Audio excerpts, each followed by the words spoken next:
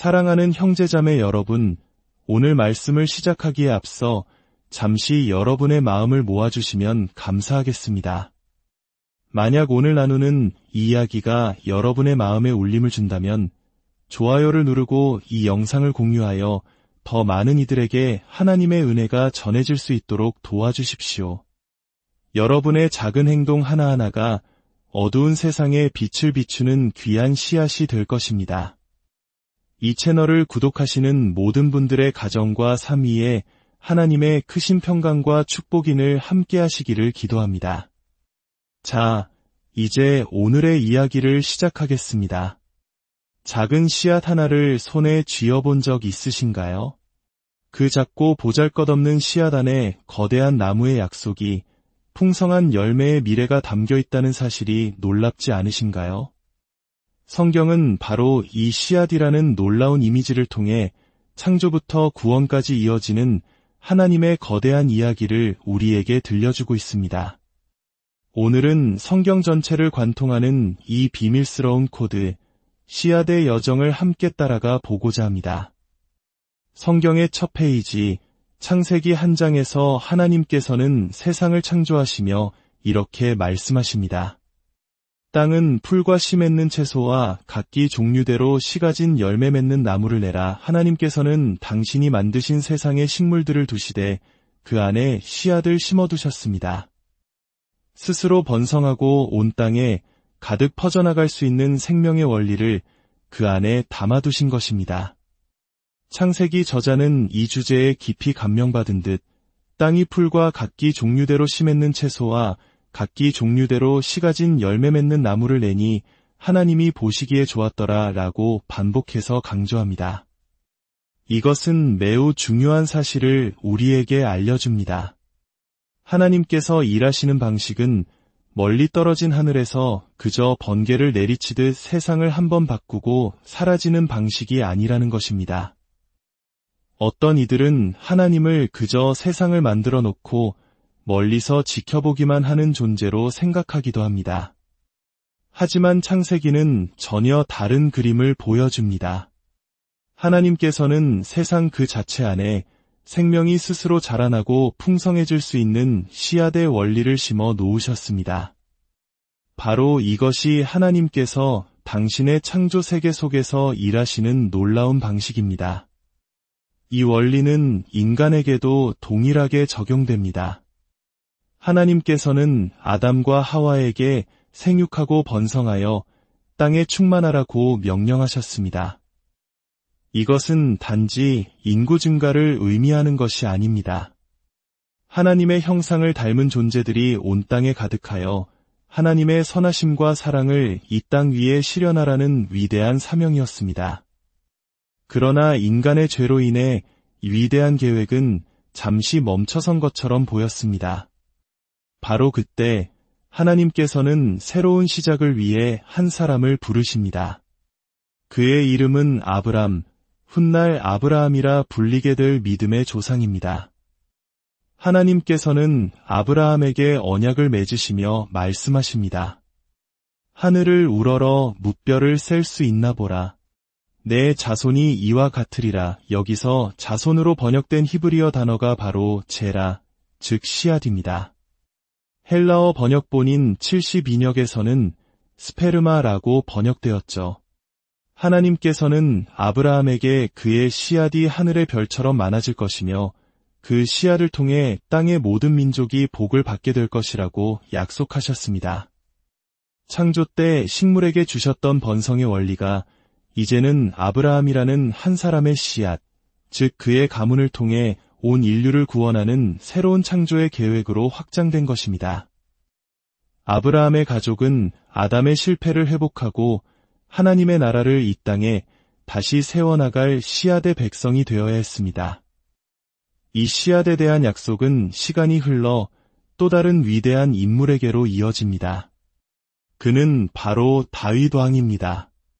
다윗은 이새의 여러 아들 중 가장 어리고 보잘것없었지만 하나님께서는 그를 택하여 이스라엘의 왕으로 삼으셨습니다. 왕이 된 다윗은 자신의 왕국이 안정되자 하나님을 위해 웅장한 성전을 짓고 싶어 했습니다. 하지만 하나님께서는 선지자 나단을 통해 다윗에게 이렇게 말씀하십니다. 내가 나를 위하여 집을 건축하겠느냐? 내가 내 몸에서 날내시를 내 뒤에 세워 그의 나라를 견고하게 하리라. 대부분의 번역본은 여기서 내시를 내 자손이나 아들로 번역하지만 원문에는 분명히 씨앗이라는 단어가 사용되었습니다.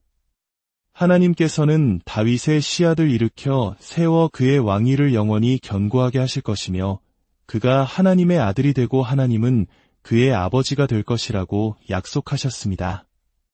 초대교회 성도들은 이 말씀을 읽으며 단순히 다윗의 아들 솔로몬이나 그의 후손 왕들을 넘어선 훨씬 더 위대한 예언을 발견했습니다. 그들은 내가 내 씨를 일으켜 세우리라는 이 구절에서 부활의 약속을 보았습니다. 십자가에 달려 죽으셨지만 사흘 만에 다시 살아나신 예수님이야말로 하나님께서 일으켜 세우신 다윗의 진정한 씨앗이며 영원한 왕이심을 깨달았던 것입니다. 사도 바울이 로마서 1장에서 복음을 요약하며 이 아들로 말하면 육신으로는 다윗의 혈통에서 나셨고 라고 말한 것은 바로 이 맥락입니다. 아브라함에게 주어진 땅에 대한 약속은 다윗의 씨앗이신 메시아를 통해 온 세상으로 확장됩니다. 시편 2편은 이렇게 노래합니다. 내게 구하라. 내가 이방 나라를 내 유업으로 주리니 내 소유가 땅 끝까지 이르리로다. 아브라함의 씨앗이 약속의 땅에 거하리라는 약속이 이제 다윗의 씨앗을 통해 온 세상을 다스리는 하나님 나라의 비전으로 커진 것입니다. 시간이 흘러 이스라엘 백성들이 죄로 인해 나라를 잃고 바빌론의 포로로 끌려갔을 때 그들은 남은 자들을 거룩한 씨앗이라 부르며 희망을 잃지 않았습니다. 이사야서 6장에 밤나무와 상수리나무가 배임을 당하여도 그 그루터기는 남아있는 것 같이 거룩한 씨가 이 땅의 그루터기니라는 말씀처럼 말입니다. 하지만 그들 스스로도 깨달았습니다.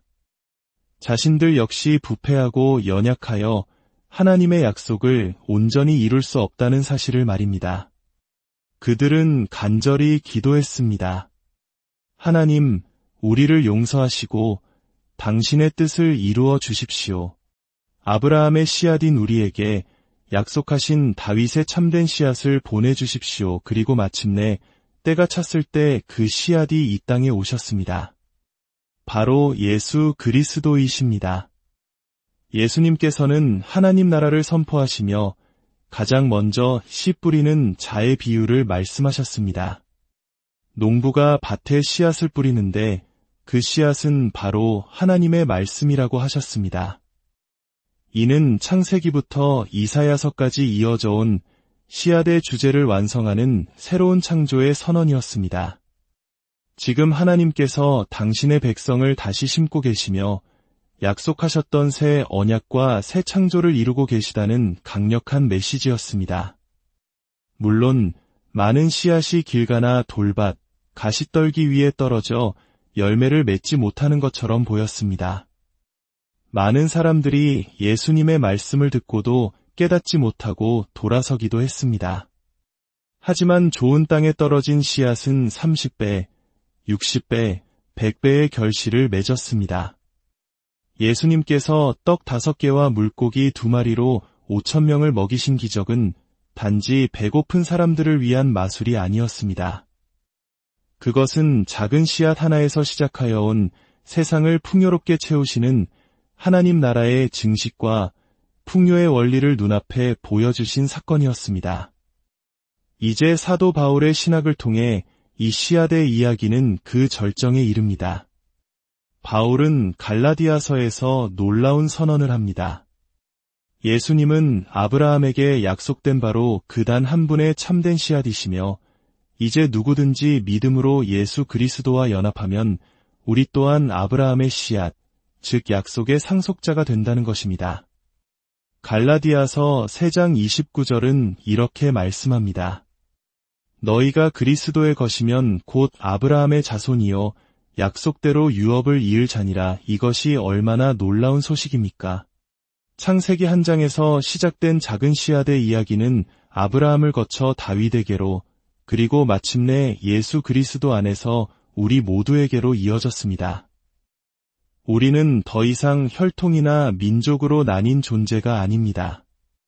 유대인이든 이방인이든 남자든 여자든 누구든지 예수 그리스도를 믿는 자는 하나님의 새로운 가족, 아브라함의 참된 씨앗이 되어온 세상의 복음을 전파하고 하나님의 나라를 확장해 나가는 거룩한 사명을 받은 것입니다. 오늘 우리가 나눈 이 씨앗의 여정을 기억하십시오. 하나님께서는 지금도 당신의 말씀을 씨앗처럼 우리 마음에 심고 계십니다. 그리고 우리 한 사람 한 사람을 세상 속에 심겨진 거룩한 씨앗으로 부르셨습니다. 비록 지금 나의 모습이 작고 연약하게 느껴질지라도 우리 안에 계신 그리스도로 말미암아 우리는 상상할 수 없는 풍성한 열매를 맺게 될 것입니다.